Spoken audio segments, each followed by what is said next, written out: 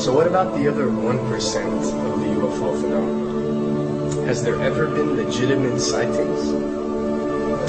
As promised, we're going to cover this 1% in a future episode. But I'll share with you something a wise man once shared with me. Before we should start focusing on dealing with problems outside our world, we should first focus on solving the problems within our world.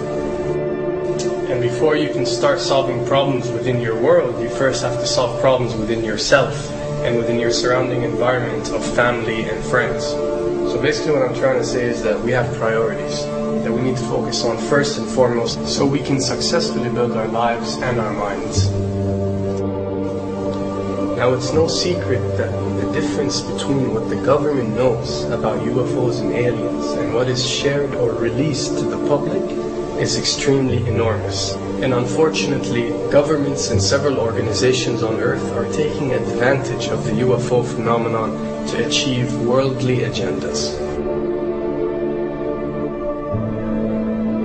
So why do we see particle beams, huge ones, firing at things that are, you were saying 200,000 Gs? Yep. I mean, go over that.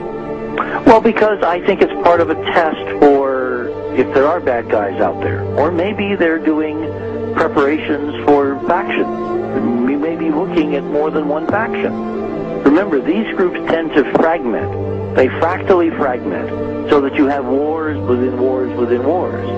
You know. But why would NASA release that footage?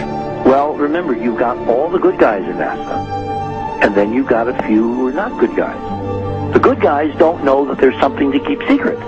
Remember, the lie's different at every level. They believe the lies they've been told. So when you set up a structure, an institution, which is supposed to be open and above board and is supposed to present live TV of the shuttle mission, they present live TV. Now, the controllers can't say, oh, well, you can broadcast this, but you can't broadcast that.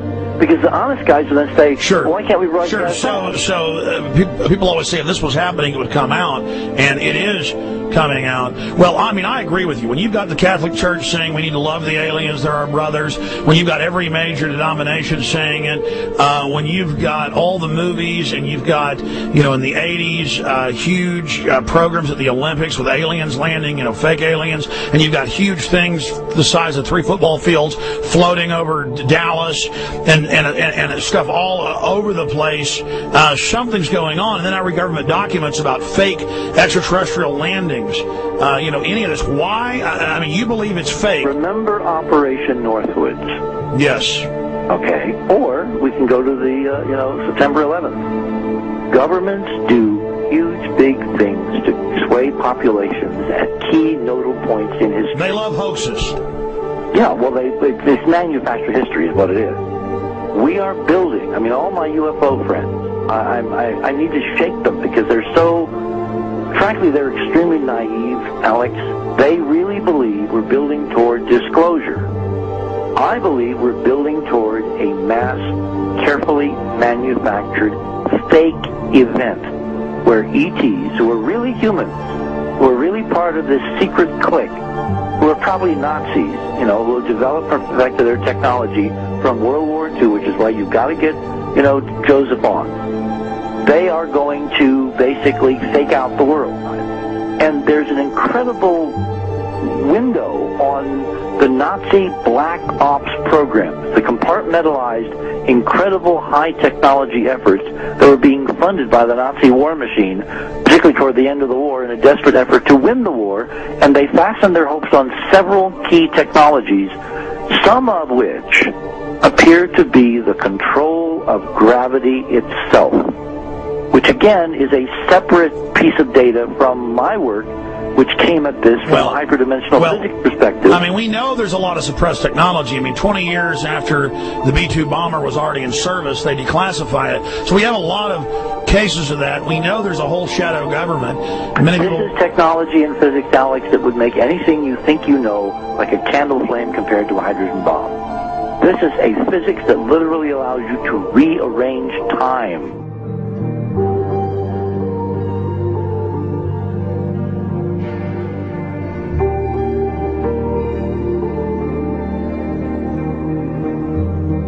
But I mean, imagine you've got all these compartments in these pyramids within pyramids of compartmentalization. That's why that's the New World Order symbol. And I mean, we don't know what they've got because they are so secret. We know they lie so much. We just know it's advanced. Mainline scientists say they're 30 years advanced. So Richard C. Hoagland, what I'm saying to you is, I'm entertaining what you're saying. I respect you. I think you're a great guy.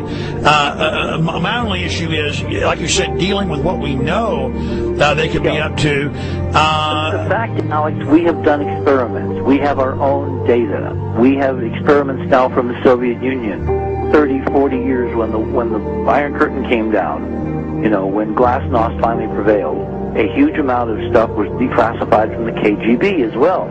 And we now have put this data together. We not only know what the physics is, we know what it can do, we know what it's based on, we know how to make it work. We've seen in our own experiments ample evidence. We've seen experiments across the American landscape and even in Europe that vindicate various parts of this.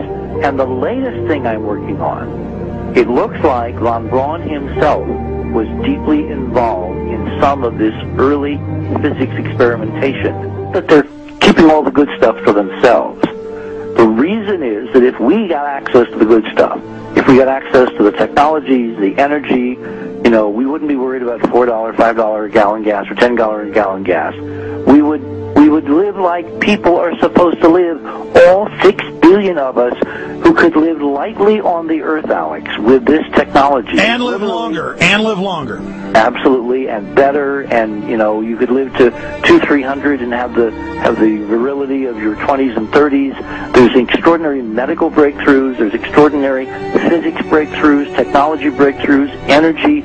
It's all been kept away. Think about it. We're already on a planet hurtling through space, all these wonders around you, and you've been taught it's bizarre to question, and that's because there's so many kooks in the alternative movement who do talk about ridiculous, Hollywood-style green men, instead of really looking at the shadow government and all these crazy secret societies that are admittedly running NASA and the shadow government. Well, ladies and gentlemen, during this talk that I'm going to give you, I'm going to explain to you the history of this phenomenon, who the secret government really is, and I will name them by name, beginning group, the study group. I will tell you who they are today. I'm going to tell you what this is all about. I'm going to tell you who's selling drugs to your children, and I'm going to tell you why the United States government is afraid for you to find out what the truth is regarding UFOs.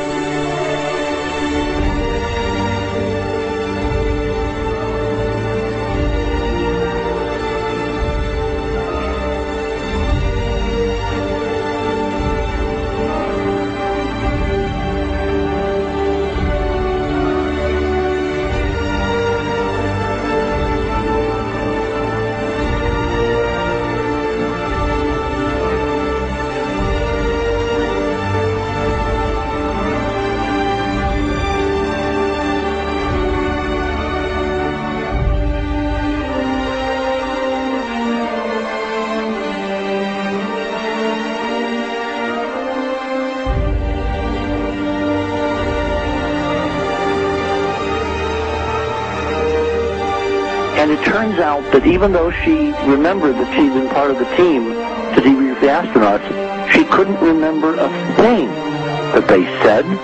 She couldn't remember why she no longer was working with NASA. She couldn't remember. In other words, her memory lapses were enormous, and I don't think they were sane, because we now found the same pattern in all the flight crews. Because the awful truth, Alex, is they have been brainwashed. They have been mind controlled. They have had a technology, a very sophisticated technology, which took away the real missions that they experienced.